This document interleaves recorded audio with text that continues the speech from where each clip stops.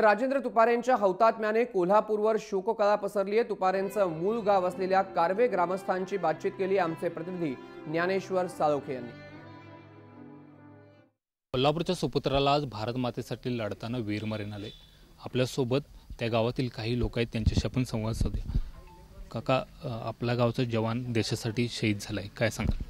दुसरा जवान आमच्या गावात किंवा राज्यात सुद्धा नसेल असा तो जवान होता आणि त्याच्यामुळे तो देशासाठी शहीद झाला, त्याचा अभिमान आम्हाला आहे। त्याच्याकडून आम्हाला त्याचं दुःखही झालं आहे। अगदी जवान परिस्थिती असताना नकळत तुम्हाला सांगायची अशी घडली आहे। एकदम सोज्वळ आणि अगदी सगळ्या मित्रातून मिसळून राहणारा हा मुलगा म्हणजे आमचा मित्र आज शहीद झाला आणि त्याच्यामुळे आम्ही सगळेजण अगदी आमच्या गावातील सुद्धा सर्व व्यवहार बंद ठेवून सर्व आम्ही लोक त्याच्या शोककळेसाठी म्हणजे सर्वजण एकत्र आलो। आम्ही त्यांच्या घरी फार समजायला दिलं नाही, कारण ते परवाशी गडिंगला असे झाले की वडिलांना अटॅक आला।